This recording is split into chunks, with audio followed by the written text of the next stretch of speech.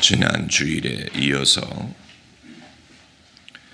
지난 주일에 잠깐 스치고 지나간 것을 오늘 다루지 않으면 앞으로 영원히 다룰 기회가 없을 것이라고 판단을 했습니다. 야곱이 삼촌 라반의 집에서 14년 동안 머슴살이를 하면서 나는 어느 때야 내 집을 세울 것이냐를 고민합니다. 그래서 삼촌과 협약을 맺습니다. 내가 삼촌의 양과 염소를 치는데 그 중에 희고 점이 없는 것은 삼촌의 몫으로 치고 검고 점이 있고 아롱진 것은 내 것이 되게 하소서. 그래서 삼촌이 생각하니까 그럼 검고 점 있는 것을 라반이 다 가져가면 야곱의 새끼 중에는 그런 것이 태어나지 않을 테니까 손해보지 않을 장사라고 생각을 했습니다. 그런데 야곱이 이제 양과 염소를 치면서 무엇을 했냐면 살구나무, 보드나무, 신풍나무에 가지에 칼로 무늬를 만들어서 양과 염소들이 물을 마시며 새끼를 베는데 갖다 놓고 양과 염소가 그것을 바라보게 했더니 태어나는 새끼들마다 하나같이 점이 있고 아롱지고 까만색이더라. 그래서 야곱이 큰 부자가 되었다는 얘기입니다. 아마 여러분 중에는 그건 그야말로 무슨 만화책에나 나오는 그런 얘기 같습니다. 이렇게 생각하실지 모르지만 만약에 이것이 그렇게 허풍에 불과하다면 무엇하러 창세기에 공간을 할애해서 이것을 기록했겠습니까? 현대인들이 이해하기 어렵지만 야곱이 알고 있었던 영적인 노하우가 여기에 담겨져 있는 것입니다. 이것이 우리 보기에는 주술적으로 보입니다. 무슨 어떤 마술을 써가지고 양과 염소가 야곱이 원하는 점박이 새끼들을 낳게 한 것이 아니냐. 그러나 성경을 보면 예수님도 병자를 고치실 때 주술적인 방법을 사용하신 적이 있습니다. 한 번은 소경의 눈을 뜨게 하실 때 흙에다가 침을 뱉어서 그 흙을 소경의 눈에 발랐더니 눈을 떴다는 성경 구절이 있고, 또 한 번은 나면서부터 귀머거리 봉어리에게 침을 뱉었더니 귀가 열리고 말을 했다라는 성경 구절이 있습니다. 아마 여러분은 이 부분에 대해서 깊이 생각할 기회가 없었을 것입니다만은 성경 번역 선교회가 자기 글자가 없는 원주민을 찾아가서 성경을 번역하는 작업을 하는 중에 먼저 신약 성경을 그 원주민의 언어로 번역하기 시작했다고 합니다. 그런데 그 일을 맡았던 어느 원주민이 흥분해서 달려왔다는 선교사님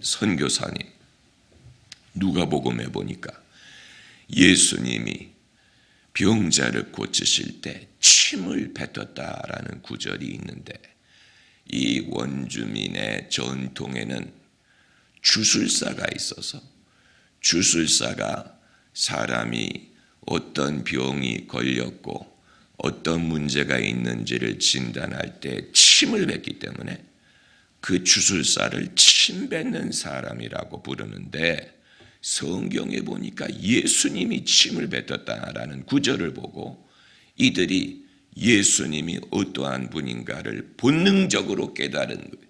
예수님도 침 뱉는 분이시구나. 그런데 우리의 침 뱉는 자는 나면서 소경된 자를 뜨게 한 적이 없는데 예수님은 가장 위대한 침 뱉는 분이시구나. 그래서 이 선교사가 생각하기를 본인도 외국에 살 때는 왜 예수님이 침을 뱉었다라는 성경 구절이 있는지 이해하지 못했는데 바로 이 원주민들에게 예수님이 누구이신지를 깨닫게 하기 위하여 예수님이 침을 뱉으셨다라는 구절을 성경에 기록했으리라고 믿게 되었다라는 것입니다. 그러니까 우리가 21세기의 과학과 문명 시대에 살고 있는 것 같지만 인류의 전통 속에 그동안 오랜 세월 동안 우리의 조상들이 축적했던 지혜와 그 중에는 영적인 지혜가 담겨져 있고 우리가 알지 못하는 영의 세계가 있습니다. 사도행전을 보면 바울의 몸에서 수건이나 앞치마를 가져다가 병든 자에게 덮으면 병이 낫고 귀신이 떠나갔다고 했는데 도대체 그 손수건과 앞치마에 무슨 능력이 있길래 바울의 몸에 있던 것을 가져가면 그런 능력이 있느냐. 그러나 성령의 능력이 때로는 옷에 배어 있어서 그것을 갖다가 누가 입기만 해도 그 능력이 전달될 수 있는 비결을 담고 있는 것입니다. 그렇기 때문에 엘리야 선지자가 승천한 후에 그 겉옷을 엘리사가 이어받아서 그 겉옷을 가지고 요단강 문을 쳤더니 물이 반으로 갈라졌다. 그러니까 믿거나 말거나이지만 사람의 옷이 그 사람이 갖고 있었던 영적인 능력을 보존하고 전달하는 면이 있다는 것을 성경이 말하고 있는 것이고 또 베드로가 지나갈 때 그림자만 덮어도 병든 자가 나았다고 했습니다. 여러분, 그렇다고 제가 지나갈 때 그림자를 밟으려고 하라는 얘기는 아니에요. 그러나 얼마만큼 하나님의 능력이 크게 역사할 수 있다면 그림자가 드리울 정도의 거리로만 가까이 다가가도 병이 나을 수 있었겠느냐 하는 것입니다. 사람은 그러므로 하나님이 계시다고 믿는 곳에 가까이 하려고 애를 써야 되고 하나님이 사용하신다고 믿는 사람을 가까이 하려고 애를 쓰고 하나님의 은혜가 역사하는 곳을 가까이 해야 됩니다. 일단 지리적으로 가까워야 마음이 가까울 수가 있는 것입니다. 지리적으로 멀어지면 마음도 멀어질 수밖에 없습니다. 주님이 말씀하시는 것은 마음이 가까운 것이겠죠. 그러나 마음이 가까우려면 일단 지리적으로 가깝고 만질 수 있고 말할 수 있고 침을 뱉을 수 있고 그런 거리에 가야 마음도 열리고 무엇을 배울 수도 있고 하나님의 역사를 경험할 수도 있는 것이지. 그게 아니고 하나님이 은혜를 주시려면 주시겠지 하면서 냉담한 마음으로 관심도 보이지 않고 가까이 하려고 하지도 않는다면 그건 그 사람의 마음 상태를 보여주는 것이고 사람은 자기가 좋아하는 것을 바라보게 돼 있지 않습니까? 자기가 좋아하는 사람이 있으면 그쪽을 바라봅니다.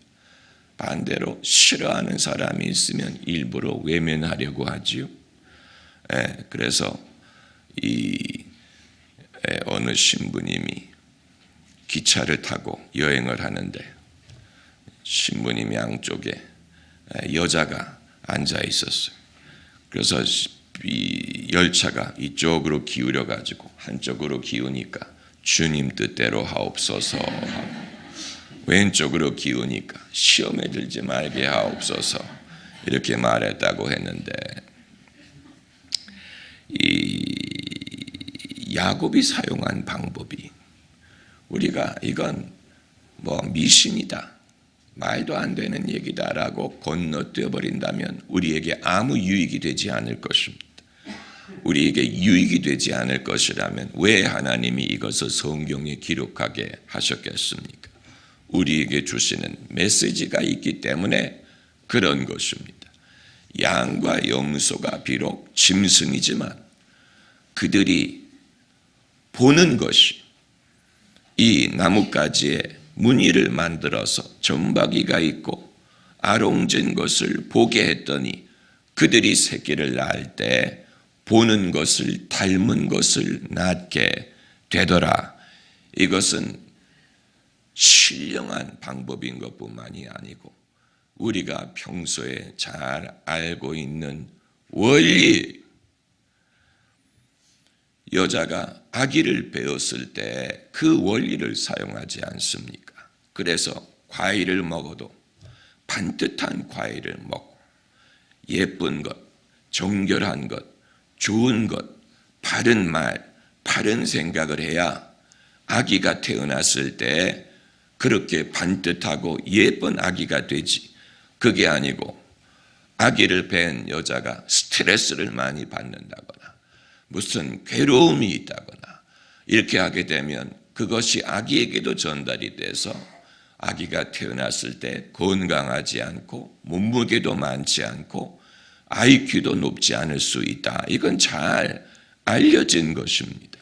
그러니까 사람이 어떤 것을 바라보느냐, 어떤 것을 듣느냐, 어떤 것을 가까이 하느냐 하는 것이 그 사람의 열매, 그 사람의 삶의 결과에 상당한 영향력을 행사한다는 것입니다.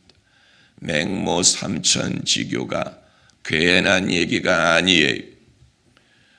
맹자가 어렸을 때 살던 동네가 공동묘지 근처여서 날마다 보는 것이 장사 지내는 것이다 보니까 맹자도 장사 지내는 놀이를 하더라고 하지 않습니까? 그래서 그 엄마가 서둘러서 시장 근처로 이사를 갔는데 거기서는 하루 종일 보는 것이 장사하는 사람이라서 맹자가 장사하는 흉내를 내는 것을 보고 또 이사를 해서 서당 옆으로 갔더니 그때 비로소 맹자가 책 읽는 놀이를 하더라. 그러면서 이제 맹자가 훌륭한 학자가 되었다는 얘기를 우리가 잘 알고 있는 것처럼 결국 사람은 무엇을 평소에 보느냐, 이것이 그 사람의 운명을 좌우할 수 있다는 사실을 염두에 둬야 됩니다. 그렇기 때문에 이건 자녀 교육에만 해당되는 것이 아니고 우리 삶 전체에 해당됩니다. 이 시대의 문제는 우리가 내 삶의 롤 모델로 여길 만한 사람을 찾기가 점점 어려워진다는 것입니다. 정치인 중에도 지도자 중에도 우리가 정말 존경할 만한 흉내내고 싶을 만한 사람을 찾기가 어려워지고 심지어 교계에서도 우리가 존경하고 나도 저런 목사님이 되고 싶다, 나도 저런 목회를 하고 싶다고 생각을 하게 하는 분들을 찾기가 점점 어려워집니다. 사람마다 장점만이 있는 게 아니고 그의 맹점, 그의 모순이 드러나는 이 시대에 우리가 존경할 만한 사람을 찾기가 어렵다 보니까 어떤 문제가 발생하냐면 우리 자녀에게 너는 장차 이런 사람이 되거라 라고 제시할 만한 사람 찾기가 어려워요. 오죽하면 수백 년 전으로 가서 세종대왕이라든가 광개토대왕이라든가 조지 워싱턴이라든가 나폴레옹이라든가 과거의 인물은 본받을 만한 대상으로 제시를 하지만 동시대의 인물 중에는 우리가 그렇게 할 사람을 찾기가 어렵다는 것입니다. 이건 사실 우리가 깊이 생각해야 될 문제입니다.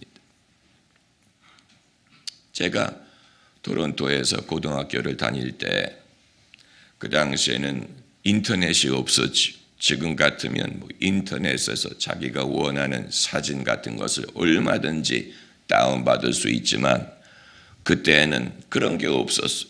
그래서 토론토 스타 신문사에 편지를 제가 보냈습니다.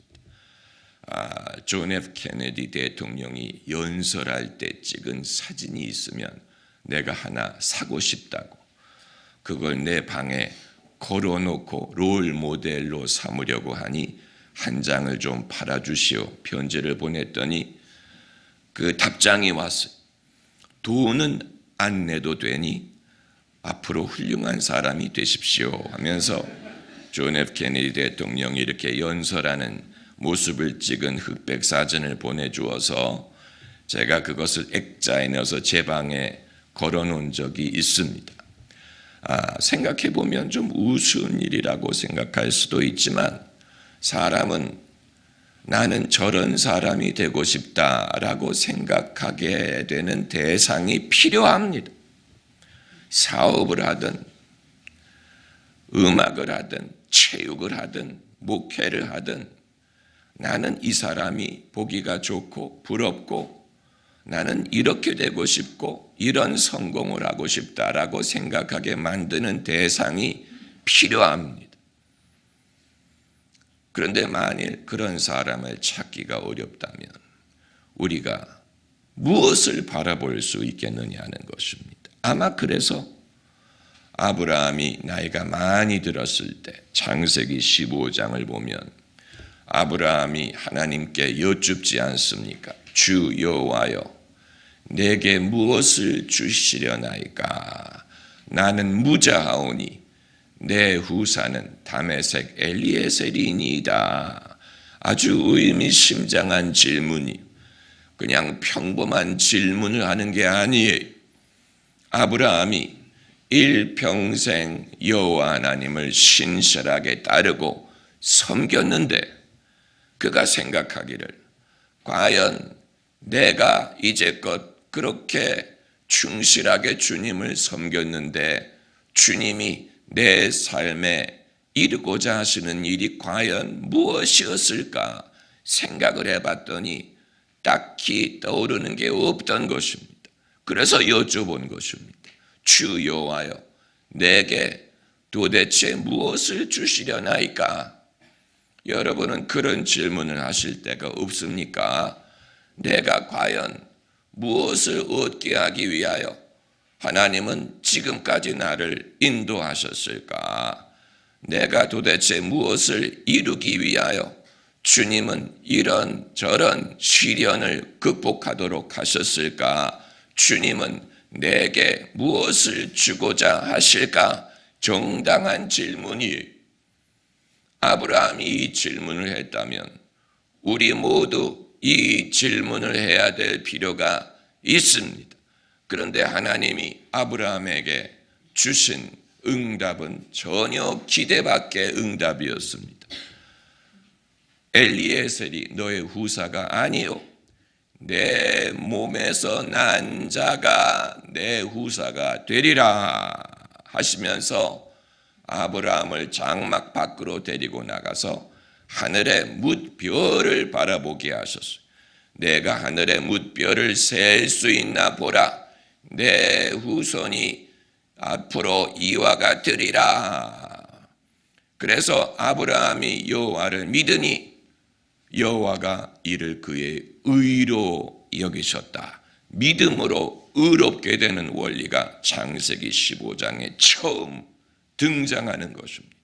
아브라함을 믿음의 조상이라고 부르는 이유가 여기에 있는 것인데, 그러니까 하나님의 응답은 하나님이 계획하신 일이 아직 아브라함의 삶에 나타나지 않았다는 얘기. 아브라함이 나이가 많았는데 하나님이 그와 사라를 위해 예비하신 일이 아직 드러나지 않았다. 그렇기 때문에 엘리엘이 너의 후사가 아니고 내 몸에서 난 자라야 하리라. 아직 무자한 나이든 남자에게 그의 몸에서 날짜가 후사가 되리라. 놀라운 말씀을 하셨지. 그래서 아마 그때부터 아브라함은 하나님의 약속이 의심이 될 때마다 장막 밖으로 나가서 밤하늘의 별을 바라보았을 것입니다. 사람이 무엇인가는 바라봐야 되기 때문에 만일 이 세상에서 바라볼 만한 것이 없다면, 이 세상에 내가 부러워할 만한 사람, 본받을 만한 사람, 내게 본보기가 되는 사람이 없다면 그건 위기지요. 그럼 어디에서 내가 꿈을 얻을 수 있다는 말이냐? 하나님은 아브라함으로 하여금 하늘의 별을 바라보게 하시고 내 후손이 하늘의 별처럼 많으니라. 그리고 그 말씀대로 이루어지게 하신 것입니다. 장차 이스라엘 민족뿐만이 아니고 예수 그리스도를 믿음으로 하나님의 자녀가 될 모든 민족을 하늘의 별과 같이 많은 후손으로 말씀하신 것이기 때문에, 그렇기 때문에 여러분은 무엇을 바라보느냐 하는 것이 참으로 중요합니다. 그럼 목사님, 오늘부터 저도 밤하늘을 열심히 바라보면 하늘의 별처럼 많은 자식을 얻을 수 있다는 말입니까?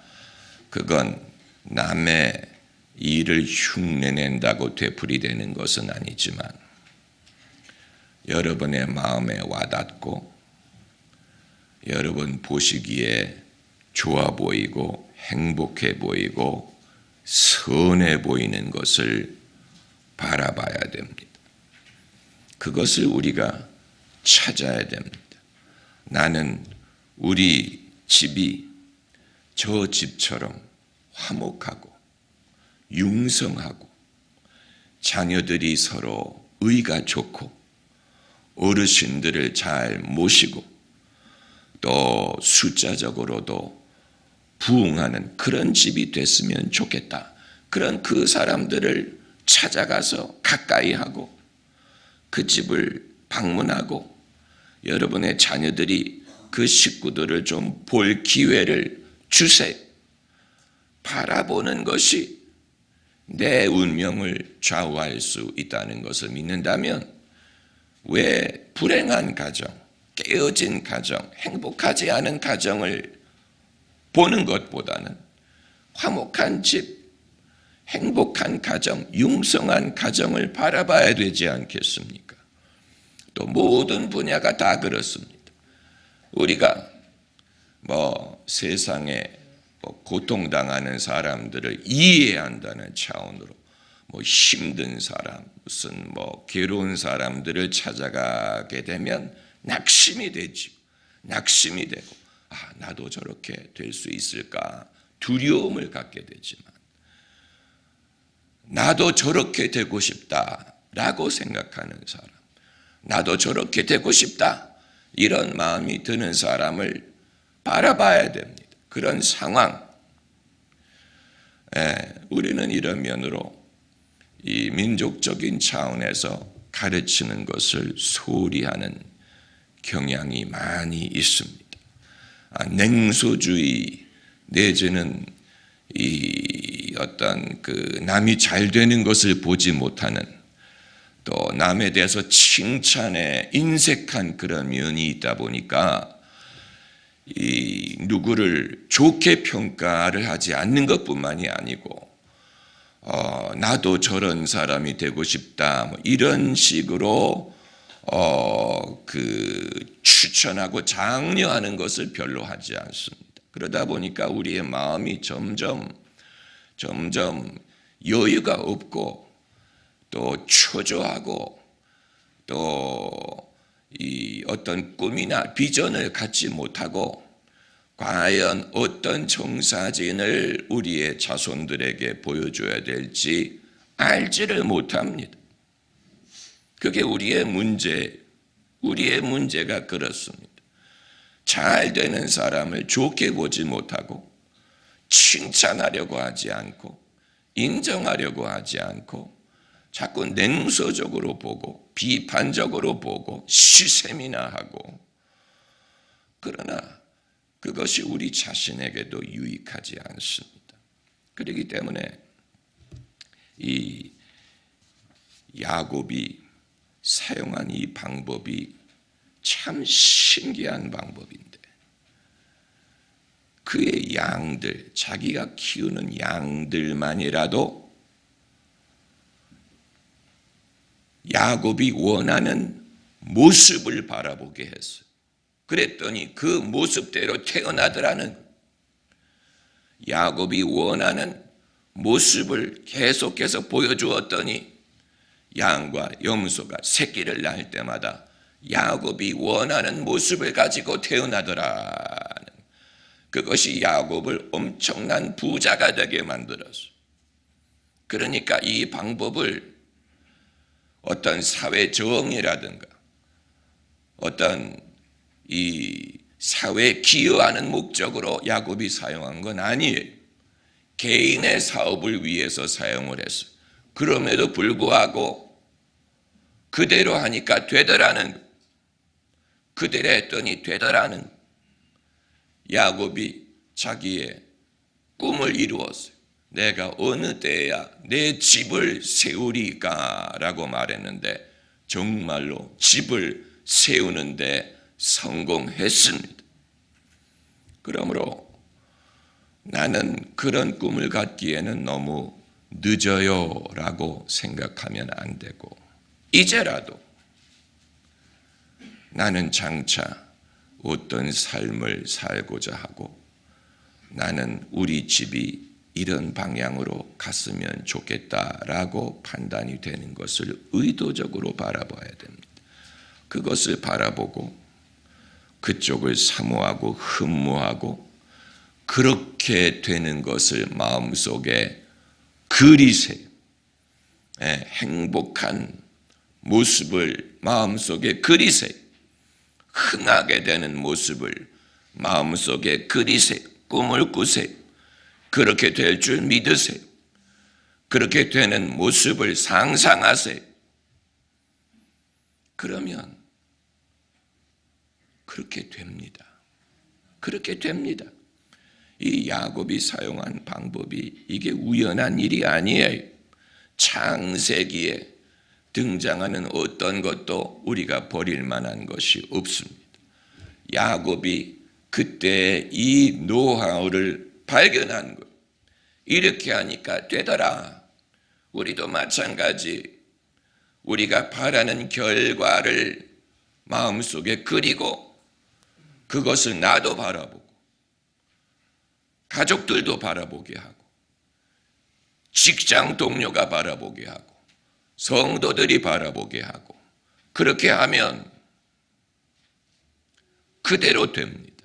그대로 이루어질 것입니다. 아무 목적도 없고 아무것도 바라보지 않는 삶보다 무엇을 적극적으로 바라보고 꿈꾸고 상상하는 사람은 그것이 그 삶의 엄청난 에너지와 지혜가 되고 성령이 그것을 통해 역사하심으로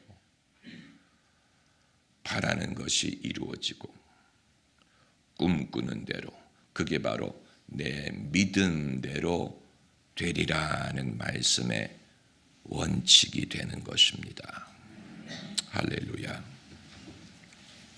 기도하십시다.